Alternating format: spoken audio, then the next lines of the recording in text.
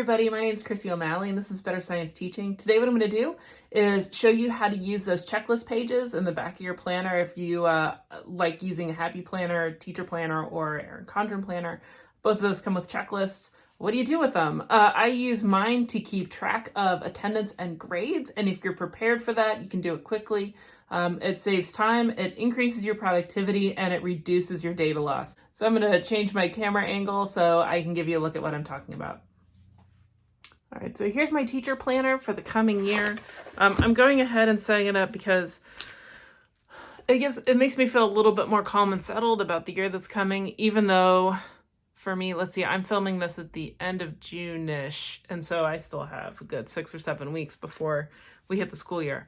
But I like to have things planned out in advance for a couple of reasons. One is that 2 of the courses that I teach actually have summer assignments, and so I'm already in communication with students for next year about those assignments, and I like to have a place where I can keep a record of if those assignments were submitted during the right time during the summer. It also is a way so that I can start to think about how I'm going to be setting up the next year, because there are some key dates that I need to know, and setting up my daily records pages is a way to be able to keep track of that. So what I'm going to show you first is a page from a previous year. So this is my planner from last year. I just picked a page and I covered up all the students' names to protect their privacy. And what I've got here is a list of what my planner will end up looking like by the end of the year. Across a 2-page spread of my planner, I of course have all the students' names. This is actually tracking 2 classes. They're 2 smaller classes. And what you're seeing here is that for each row represents a student, each column represents a day. And so what I've got written across the top is the day of the week, Monday, Tuesday, Wednesday, Thursday, Friday, along with the date. And if there was an assignment due that day, I've noted it across the top. What do you need, buddy? I'm recording. Can I have a brownie? Yes, but you also need to get dressed and have lunch.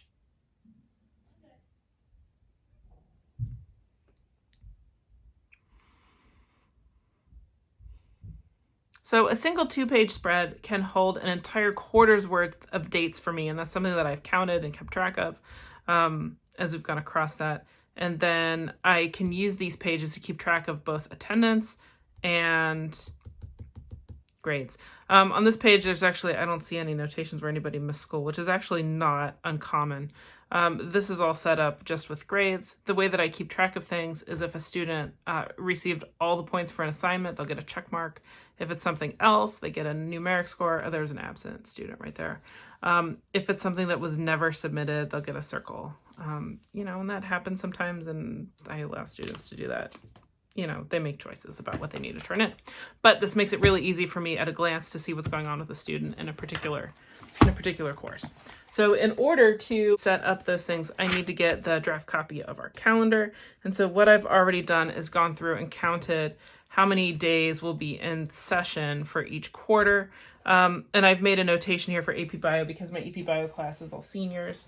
And so they actually, the way that it worked out this year is that the AP Bio test was given on the same day as the senior exam for that class period. And so I see them fewer days than my other students, which is important because I have to set these up. So I'm gonna go back to my planner. I've got my checklist page here. I'm gonna put my student names down the side. I still need to check on 2 of my courses, 2 of my sections, but I won't see them or have any assignments from them until school actually starts. So those will be the last ones that I set up. My student names will go here. My dates will go across the top. I need to know how many days I had going across there. It turns out our longest section is 45, which is a little bit tricky because I only have 43 columns across here. It's something that's important to know. Happy Planner does give you more columns than Erin Condren does. I considered, because, I kind of like my book to go together. I have these checklist pages that I purchased 2 years ago for my One Happy Year planner. So they match the One Happy Year checklist pages. Last year, these were really clashy with my farmhouse planner, which had these really nice grayish. Is grayish a color still? Grayish stripes on it. But these are not too far off. I thought, well, you know, the biggest difference is that there's these colored rectangles up at the top. I thought, well, I've got this record book.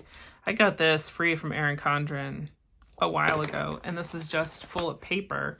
I mean, it's a book, but it's got some checklist pages, it's got some notes pages, and then it's got some stickers. I thought it had some dot grid paper in it too. Yeah, it does. So it's got some dot grid stuff in here. So it's cool pages, and I kind of like these pages better than these, except for the Erin Condren ones only have, I think it was 34 rows, and so that doesn't really help me any because I'm going to need extra pages. It's really nice. I found that it's really nice if I can get a whole quarter in a spread, because then I can do things at the end, like put the final grade for the quarter there. What's going to happen,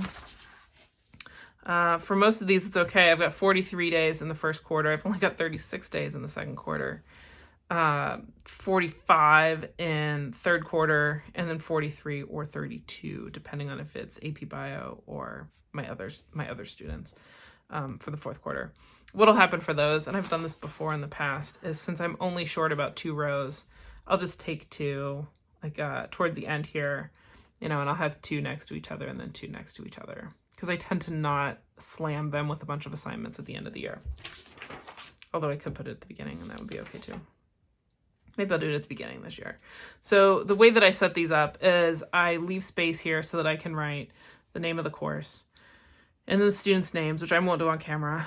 And then down at the bottom, I'll include the number of students in that section. And that's something I refer to for things like making copies, or if we have some kind of drill and we're taking out of the classroom, then I can just look down real quick and remember what it is and confirm that with myself, because I don't like to trust my memory for those sorts of things.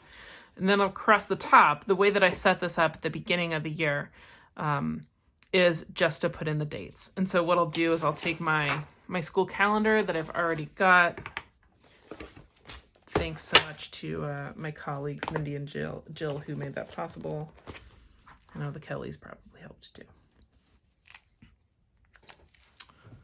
All right, so the way that this is gonna look across the top here is I'm gonna start with our first week. So this class is gonna be AP Bio. I always put my first period class where the checklist tab is. It's just how I keep track of where they are.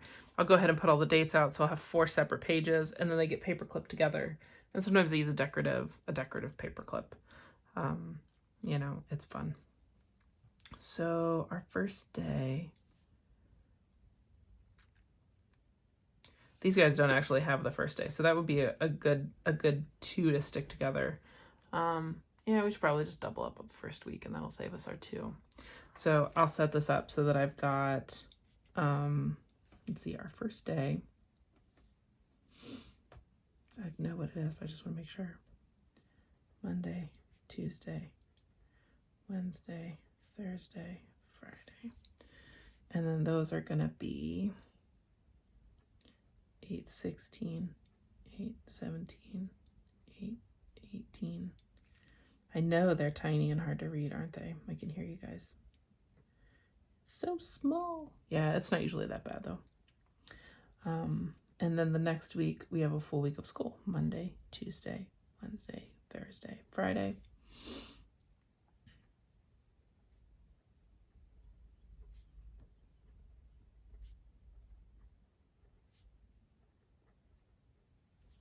Normally I'll sit down and I'll watch a movie or documentary or something while I'm doing this. But I do want to point out that if you do this ahead of time, then it's one chore that doesn't surprise you. You know, this is something that's really easy to do if you like to do your planning before you leave the day on Friday. It's like, I'll write the dates across those the first time I use my gradebook on Monday. And then you don't. You come in on Monday and you don't have time. You've run out of your space. You forgot that you needed to do it. You know, you need to go do something else, and you just pass it off. I'll do it later. I'll do it later. I'll do it later. If you do it in, you know, this downtime over the summer, it's something that helps you to be a little bit more prepared once the school year does start. Another thing that it does is it makes it a little bit easier and a little bit quicker for you to make sure that you're doing that daily stuff, that taking attendance, keeping track of your grades. And I also use this page for temporary notes. If a student tells me like, hey, I turned in this assignment, you can find it on Google Classroom. So that's something I allow students to do. I can jot it down on a Post-it note and stick it in here. And so then the next time I go to report grades, then I know where that student's assignment is. And so that's another nice thing to do. This also helps me keep all my grades in one place. I know that there's a lot of folks who like to have, I've had these arguments with teachers. Oh, it's so much more efficient if you only record your grades once and just put them in your gradebook. Okay, that's fair. I know a lot of people who do that, and they're very successful at it. I will tell you that it's important to be able to keep track of your records, though, because I once was working in a school, and this is not a maybe this could happen. This really happened. One day the gradebook went down, and we never really got an answer on what happened. Maybe they didn't want to tell us, but because I had this redundant system of keeping track of attendance and grades, it wasn't that big of a deal for me. It was kind of a bummer because I didn't want to spend the time doing it, of course, because I'd already done it, and it was just, I had to do it again. But I could pull out my handwritten gradebook and just fill everything back in. But some of my colleagues never kept written records. They would grade papers and then sit there with their stack of papers and put it right in their electronic gradebook. No big deal. That's usually perfectly fine. But that particular day, they had not been doing that. And not only that, the way you can make a backup of your online grades is to print them out once a week. But again, that's one of those things that if you're, you decide not to do it on Friday for whatever reason, then you forget about it by Monday, and then you haven't done it, you don't have a redundant system.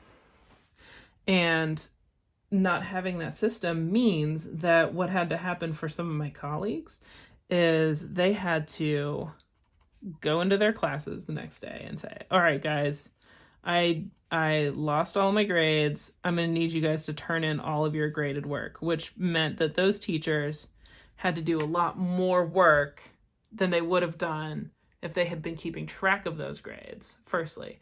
And secondly, it led to a situation where there were a lot of students who had submitted paperwork on time and completed their assignments, and now, they had lost them since they turned them in, and their teachers weren't going to give them credit for it. And so that was, I felt that was kind of unjust for those students because they had done the work and submitted it on time and then not getting credit because of a combination of, the teacher hadn't been keeping a duplicate record and it somehow had mysteriously been deleted from our computer systems.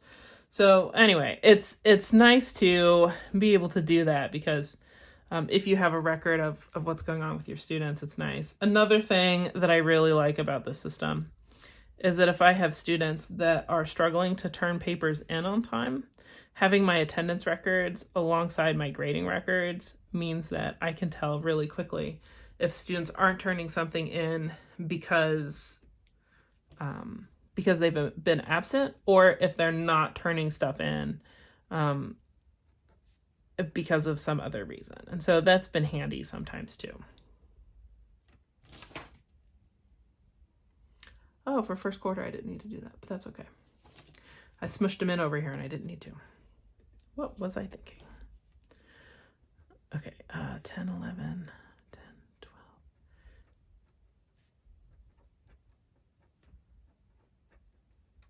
There we go. So that's my first page. So this is AP Bio. I'm actually not even going to see them on the first day. So this doesn't bother me at all. When I have these extra lines over here, that's a good place for me to record what their overall grade was for the quarter. If I don't have space, I'll just put it in the white space on the edge. It's also a good place for me to record extra credit. I don't normally give extra credit in classes, but if students are doing something that's extracurricular outside of my curriculum, I will sometimes give them some points for it. It's things like science fair, science Olympiad, some other activities that we have, Believe in Ohio, sometimes teams competition. Anyway, so that's what I like to do with that. And so this is a really simple way to use your classroom checklist for a way that informs your instruction in terms of, you know, keeping track of why students might be missing things. Another tip about this is that for attendance, if they're present, I do nothing. If they're absent, I'll write A for absent. If they're late, I will write an A with a T, because at the beginning of the class, it appears as though they're absent and the T tells me that they were tardy. If it's an assignment that they don't turn in after a period of time, I'll actually sort of leave it open. And once I record it in the gradebook, I'll put a circle around the box like that. It'll be in the box. So I still have space where I can write a score in there if they turn it in late. But that lets me know when I see a score in a circle, it lets me know that I need to make sure that I have that recorded in my gradebook, because it was something that was submitted out of time. And those are the major codes that you'll see in my gradebook. Yeah, so if you have other things that you add to that you want to share with us, please feel free to include those in the comments below. But think about if your system works for you. If you're looking for something different to try to do with your checklist, this is what I do every year, and it really functions well for me because I have all of my records in one spot. I have my classroom checklists that have my attendance and my grades. I've got all of my calendars in here, and I have all my lesson plans. So it makes it really easy to see everything that I'm keeping track of throughout the year. Plus, I also add some note pages in here so that I can keep track of those as well. So I hope that that helps you out and gives you some ideas about what to do with these checklists that are actually for school. I see so many recommendations for what to do with these that have nothing to do with being in the classroom when I think that it's so simple. I hope that you stay safe and you be well and that you enjoy your summer break. I'll see you soon.